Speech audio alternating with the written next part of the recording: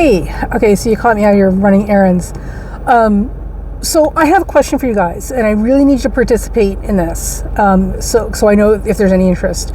So if you're anything like me, you've been watching this Matt Gaetz, the gaetzgate, the Matt Gaetz scandal unfolding with tremendous amounts of glee, because I told you these other congressmen are much dirtier than Andrew Cuomo. I mean, Andrew Cuomo hits on grown women who are perfectly capable of saying no, which is a lot different from, you know, actively scouting, recruiting, and hitting on teenagers, right? And the whole sugar baby thing. Oh my God, so much to say about this. So much to say. Anyway, so here's the thing. I started to look at Matt Gaetz's chart, and I found exactly what I expected to find for somebody who's pursues significantly younger or more inexperienced people. And then I remembered Roy Moore, that pile of human ghoulish excrement from Alabama. Who, in case you're not familiar, he's the senator from Alabama who is well known to be a hebephile, or a teeny bopper chaser, right? A chicken hawk. So much so that well before he became a congressman, he was actually, while he was a practicing attorney, he was actually banned from a local mall because he was there so often scouting little girls. I'm not kidding. This is real. Like, they actually banned him, and I think to this day he's still banned from the mall.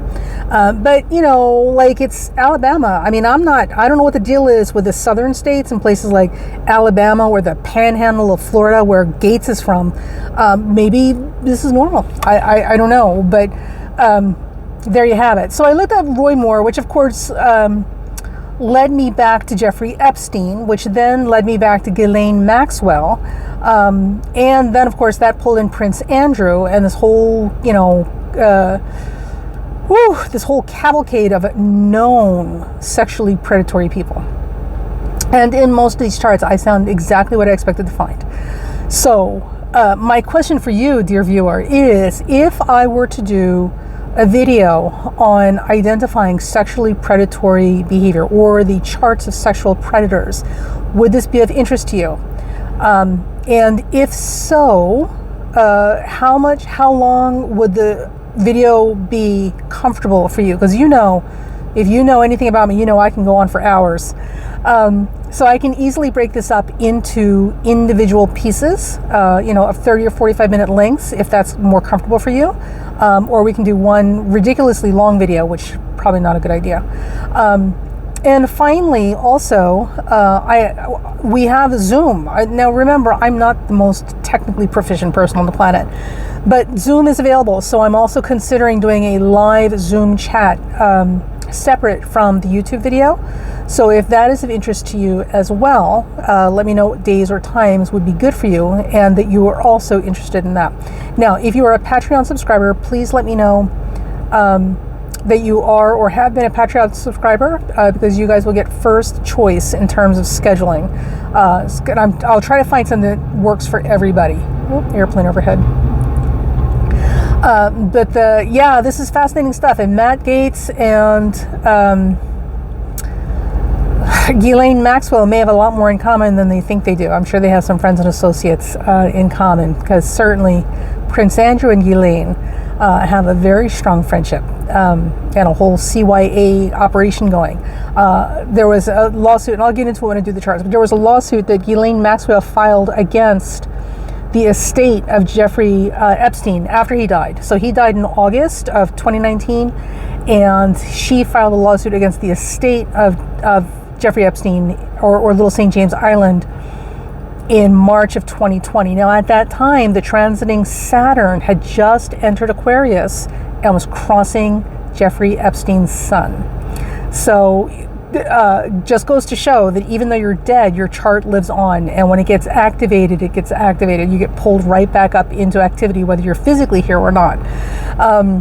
Also, in March, at the same time, with this with this particular lawsuit that Elaine filed against the estate, or her attorneys filed against the estate, there's some pretty sneaky, tricky language in there that really handicaps the victims at the knees if they decide to pursue the estate.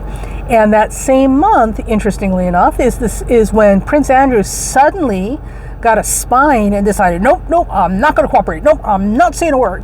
So he literally, without warning, in March, the same month that Elaine filed this lawsuit against the estate, Prince Andrew decided that this was an optimal time for him to shut the door completely on any cooperation he was offering into this investigation. So he literally was stonewalled the investigators at that point and said, nope, we're done here. We are done. Washing my hands. Got to go.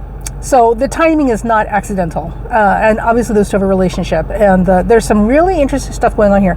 And astrologically, when you look at all these charts together, there are some interesting connections. But more importantly, I also want to, and here's the thing I need you guys to understand, I really want to be able to have this discussion about sex, sexuality, sexually predatory behavior, and what you will and will not find in a chart. If I hear one more lay astrologer or random person, normie, running around talking about, Pluto, so rapey, I'm literally going to beat somebody with a chair.